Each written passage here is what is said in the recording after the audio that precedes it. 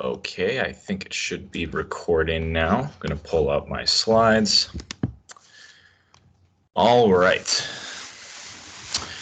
Hey everyone, my name is Noah Hummel, and today I will be presenting my retail presentation assignment on Hobby Lobby and Michaels. So I decided to go with these two because I kind of just recently discovered just how awesome it is at these places. I've always seen them as extremely similar, so I thought I could use this project to better understand them, and kind of thought it would be a good challenge. Hobby Lobby and Michaels both identify as privately owned chain stores that focus on arts and crafts. Now, Hobby Lobby identifies these products as hobbies, but really the same focus. Both of these stores are going to be located in densely populated areas, cities and suburbs, and shopping districts. Here we have Hobby Lobby on the left and Michaels on the right. Both can be found all across the country. I thought due to their slightly different target audience and beliefs that they would have very different spread across the country, but really you can't tell the difference between these maps. A lot of times if there's a Hobby Lobby or Michaels in the area, you're going to find the other nearby. Typically, you'll find that these stores have their own buildings, but both can be found in malls as well, especially Michaels, which is more likely to have a variety of store sizes, where Hobby Lobby typically will have very similar dimensions and size to their buildings.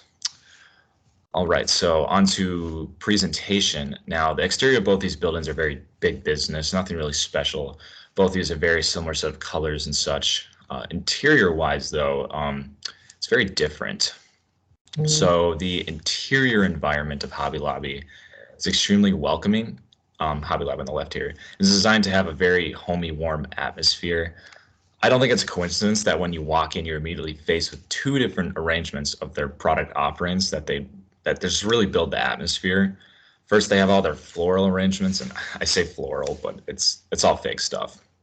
And right when you walk in, these plants are definitely placed here to give a natural feel to the place. Secondly, and most importantly, they have their whole lineup of candles just sitting right there. You just walk in and you're just hit by a wave of good smells. And everybody knows that candles are just meant to breed comfort. So all these factors just come together and give a feeling that you're welcome to stay and shop for a while. Now, Michaels on the right here is a very similar story. You walk in there and you have some floral arrangements. And once again, although their lineup isn't really half as impressive, it's much smaller. You got candles also very close to the front, but the major difference has to do with the discount and sale items that are right there when you walk in. And Michaels has more of what I'm going to call a Walmart feel. As you can see here on the right, it's not very warm. It's tighter there than Hobby Lobby. It seems to be encouraging more of take what you need. We have it. Just go find it and get out quick, which isn't necessarily a negative. So moving on to product offerings and price ranges, Hobby Lobby and Michaels are both focused on selling arts and crafts, but at both of these you're going to find additional items like, let me just list these off, picture framing, jewelry making, fabrics, floral, wedding supplies, cards, party wear, baskets, home decor, and holiday merchandise. But you're going to find a lot more of these items at Hobby Lobby. In fact, Hobby Lobby, the arts and crafts items, are in the opposite corner of the entrance. So the other items listed like home decor are evidently way more important to Hobby Lobby. Michaels offers a huge range of arts and crafts products that far outweigh that of Hobby Lobby. If you go into Michaels looking for a paintbrush, you're going to have so many options and brands to choose from. This also goes for pricing. So Hobby Lobby is surprisingly cheaper. You would think because of the atmospheres I described that would be the other way, but that's just not the truth. When it comes to price ranges, that's where Michaels strives.